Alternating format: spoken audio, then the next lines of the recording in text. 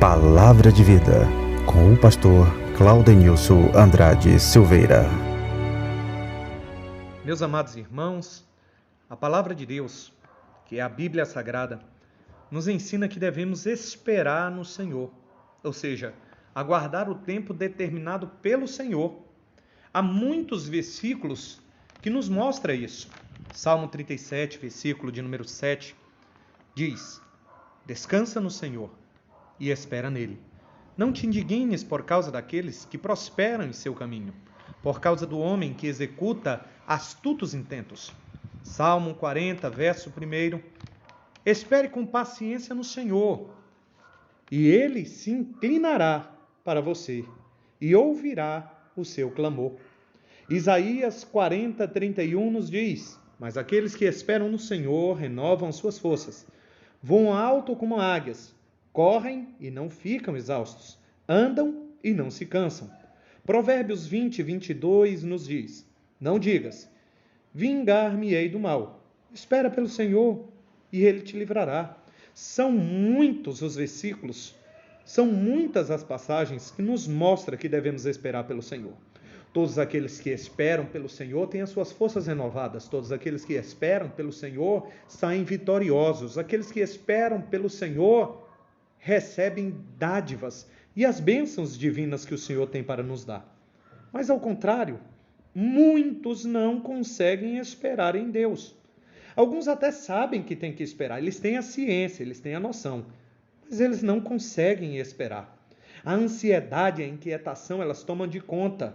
E por não esperarem no Senhor, sofrem terríveis consequências, muitas até inevitáveis, ou seja, sem volta. Não esperar em Deus é como se estivesse dizendo para Ele. Todo aquele que não espera em Deus é como se estivesse dizendo para Deus: já que o Senhor não vai fazer nada, eu vou fazer. Já que o Senhor não vai tomar providência, eu vou agir.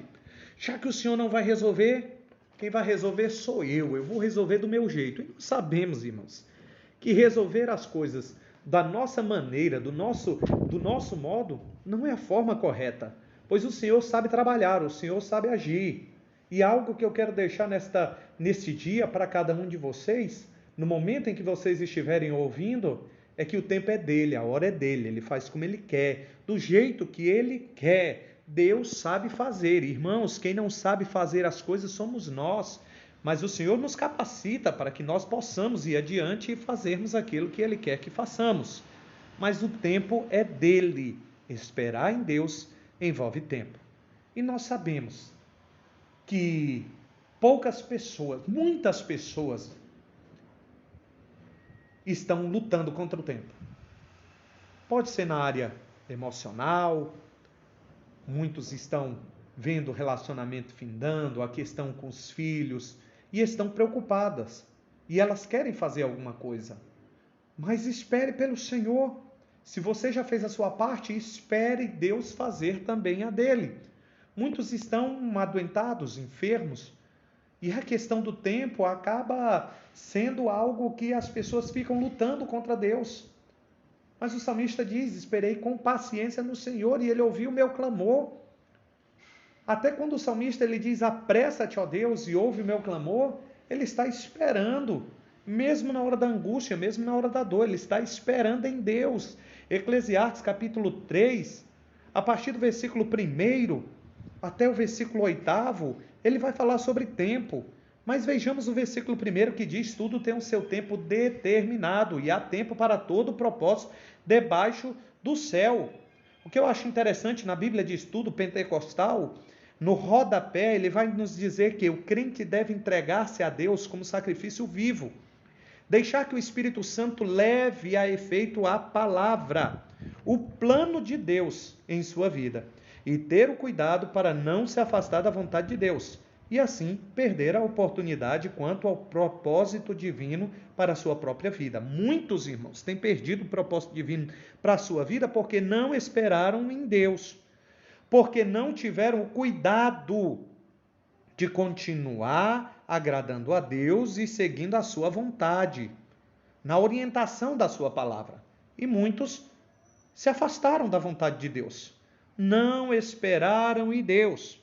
E há na palavra de Deus vários exemplos daqueles que se afastaram da vontade divina, por não ter esperado em Deus, por não ter esperado nele. E assim perderam a oportunidade do propósito divino para a sua vida. Deixa eu te dar alguns exemplos. Você se lembra de Sara? Quando ela já tinha recebido também, por parte de Abraão, a promessa que iria lhe dar um filho, um descendente, mas havia vários fatores que, aos olhos humanos, dizia para aquela mulher: não tem condição. Você está avançada em idade, o seu marido também estava avançado em idade, é estéril, não tem condição. Mas não era Deus que havia feito a promessa? Mas ela não guardou a promessa. Ela não guardou, ela não esperou. E por essa ansiedade de lhe dar o filho, pela pressa, não esperou o tempo de Deus. Porque o Deus a qual nós servimos, o Pai de nosso Senhor e Salvador Jesus Cristo, ele não age dentro do nosso tempo, dentro da nossa hora. Nós queremos agora, nós somos muitas das vezes imediatistas, queremos as coisas para hoje, para agora. Digo isso por experiência própria. Estou lutando muito com Deus e muitas vezes estou aprendendo muito, pois eu sempre queria as coisas naquela mesma hora.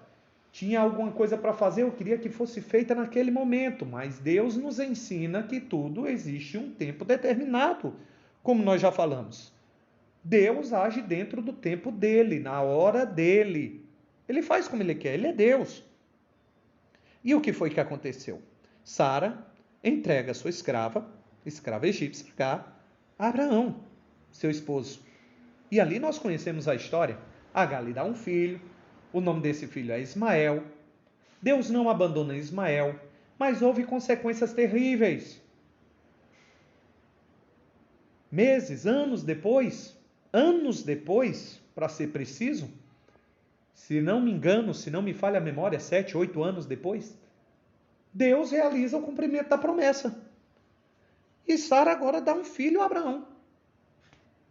O filho da promessa, Isaac. E pouco tempo depois, os dois têm que se separar. Abraão tem que mandar Agar, juntamente com seu filho Ismael, embora. E até hoje,